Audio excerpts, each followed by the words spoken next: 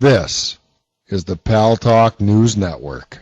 The views expressed are solely those of the speaker and not necessarily those of Paltalk.com, AVM Software, or its advertisers.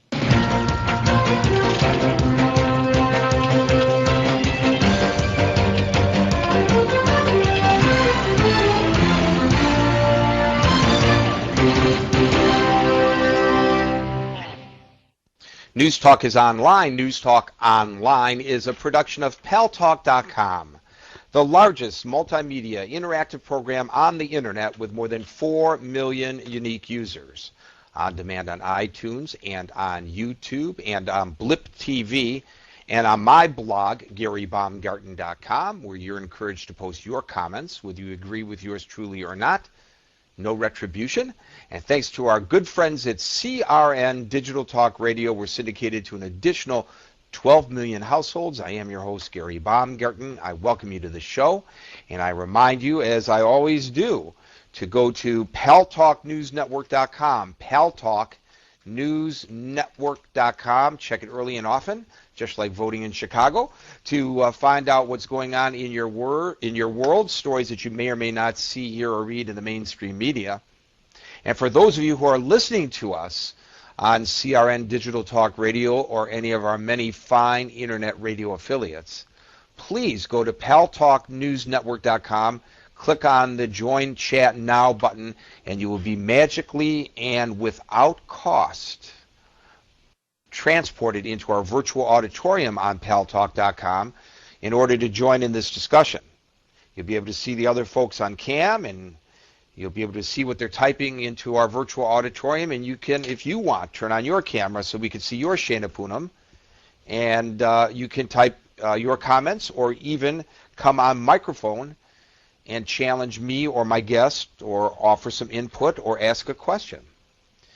You know, we've been very extensively, ladies and gentlemen, covering this situation with the IDF interdicting the Freedom Flotilla of humanitarian aid that was heading to the Gaza. And it was an interdiction that unfortunately resulted in the deaths of 9 people on one of the 6 ships. And ever since then, there have been all kinds of finger pointing going on. And what I always find disturbing about this situation in the Middle East, and I always preface my segments on this issue with this comment, is that we can't seem to find any common ground whatsoever. Those who are proponents of the State of Israel believe that the people on the flotilla were 100% wrong and the IDF was 100% right. And those who are antagonistic toward Israel say exactly the opposite, seemingly, that the Israelis were 100% wrong and those on the flotilla were 100% right. And there's no culpability if you're on one side with your side. All the culpability is on the other side.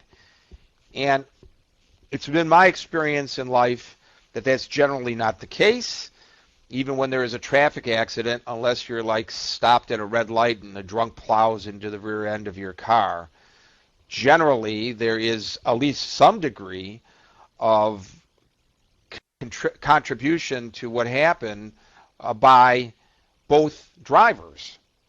But you never hear the Israelis acknowledging that they are at all culpable, and I've as yet to hear anybody involved in the flotilla to say that they were at all culpable in what happened.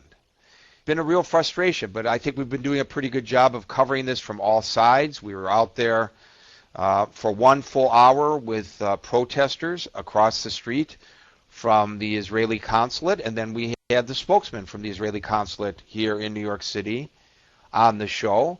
We had the head of the UN agency that provides assistance to Palestinian refugees on the show, and we had the French ambassador to the United Nations, who seemed to be, while not 100% supportive of what Israel did, offered a bit of a moderating tone. And then we had a gentleman, a Jewish guy, who was very much against the state of Israel and what it has done on the show.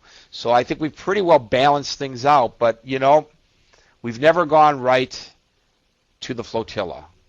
We've never transported ourselves virtually to that moment in time that tragically resulted in the loss of 9 lives.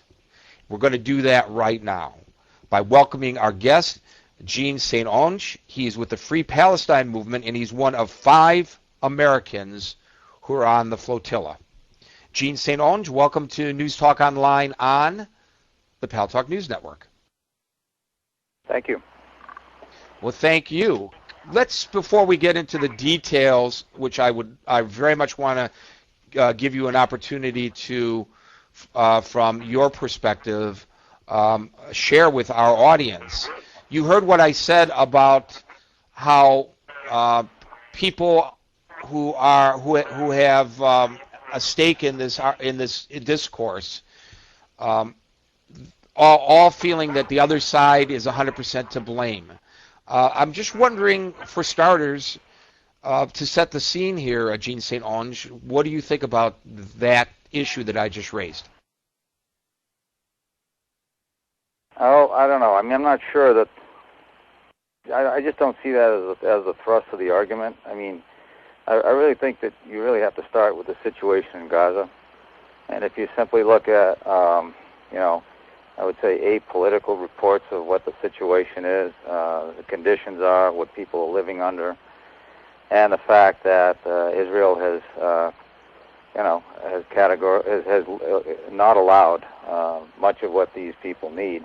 77% or more suffer from severe malnutrition. They cannot rebuild after the Gaza invasion.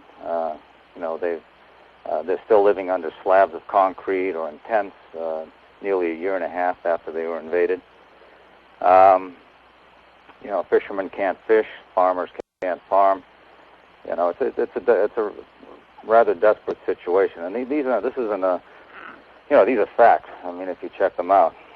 So if you start with that, then maybe you can understand why the flotilla was put together to begin with.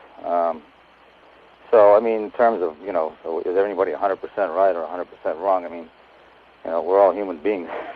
Nobody's 100% right all the time or 100% wrong. But I think the argument should be, why is the blockade in effect? Is it really protecting Israel, or is it really making them, in fact, more vulnerable in the long run, and at the expense of the welfare of 1.5 million people? Of course, when you talk about the conditions in the Gaza, you hear varying reports about how bad things are. There are those who say that it's really dire, and there are also those who say that it is not. And I don't. And it's probably the only area of the world where you get contradictions in news reports about it. But tell us what happened. You were